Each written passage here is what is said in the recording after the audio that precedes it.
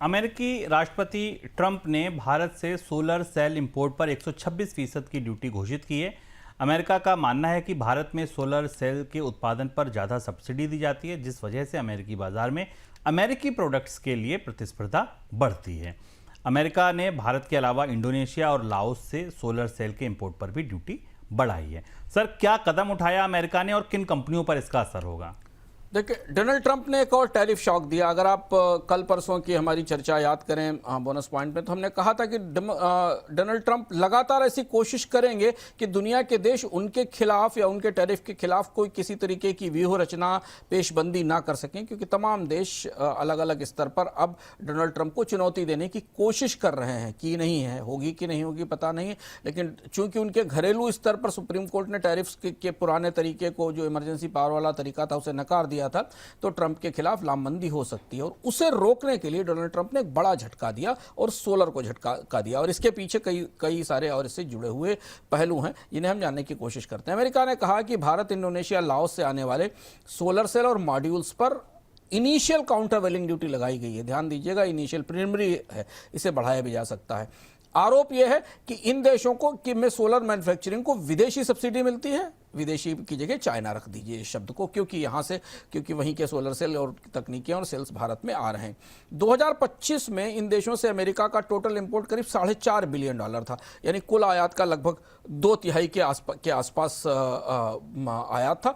भारत पर 125 से 126% ड्यूटी है, इंडोनेशिया पर 104 है, कुछ कंपनियों पर 143% तक है। 143% इसलिए है क्योंकि जिन कंपनियों में ज़्यादा चाइनीज कंपोनेंट, ज़्यादा हिस्सा, उन पर ज़्यादा ड्यूटी लगाएगी। लाओस पर करीब 80 से 90% के आसपास है। और इन तीनों देशों से अमेरिका का 2/3 इंपोर्ट होता था।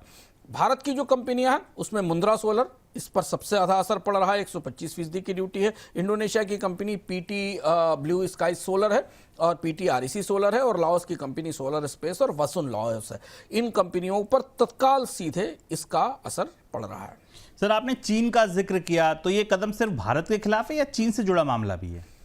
भारत निशाना है और शुरुआत है। डोनाल्ड ट्रंप ने अपने टैरिफ के नए व्यूह रचना में, नए ट्रैप में अब एक नया फंदा खोला है, और इससे ये फंदा आने वाले दिनों में बढ़ेगा। ये असल में अमेरिका और चाइना के जो सोलर ट्रेड वार है उसका विस्तार हो रहा है।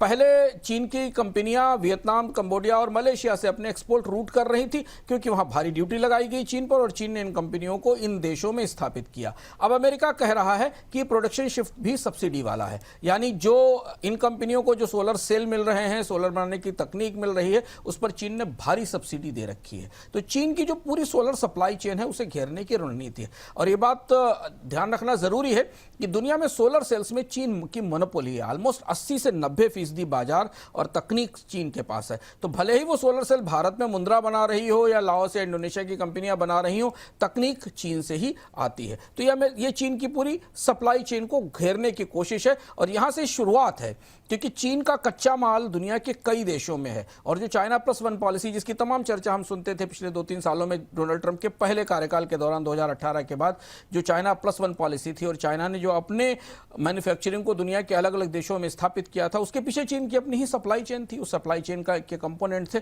डोनाल्ड ट्रंप उसी को निशाना बना रहे हैं।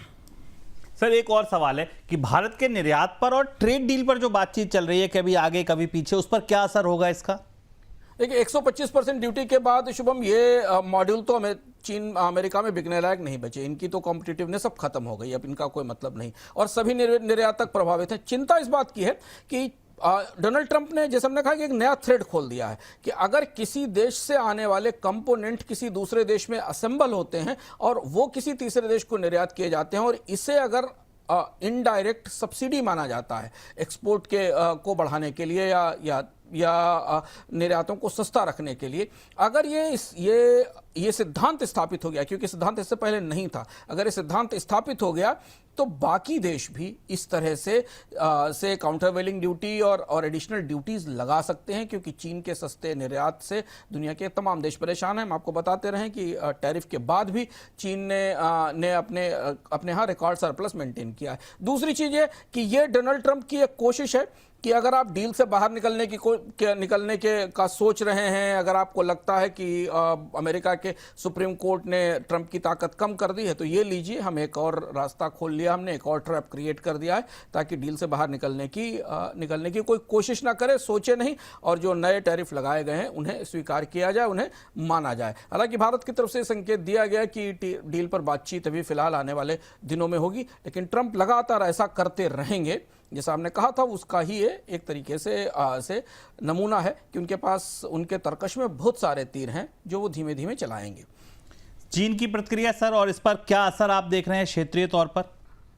चीन की बड़ी कोई प्रतिक्रिया तत्काल नहीं आई। चीन के लिए एक्सपेक्टेड था कि ऐसा होने वाला है, लेकिन चीन अब ग्लोबल साउथ में अपनी और क्षमताएं स्थापित करेगा, अफ्रीका और लैटिन अमेरिका में बेचेगा। WTO में डिस्प्यूट होगा, जहां चीन ये कहेगा कि ये कंपनियां जो वहां से, या वो देश जिन देशों से पर ये ड्यूटी लगाएगी, जैसे भारत जैसे देश हैं, WTO में जाकर ये साबित करने की कोशिश करेंगे कि नहीं, इसमें कोई सब्सिडी नहीं है, जो सामान चीन से आ रहा है उस पर नियमों के मुताबिक इंपोर्ट ड्यूटी दी गई है और इसलिए ये फैसला गलत है। इस पर डिस्प्यूट शुरू होंगे।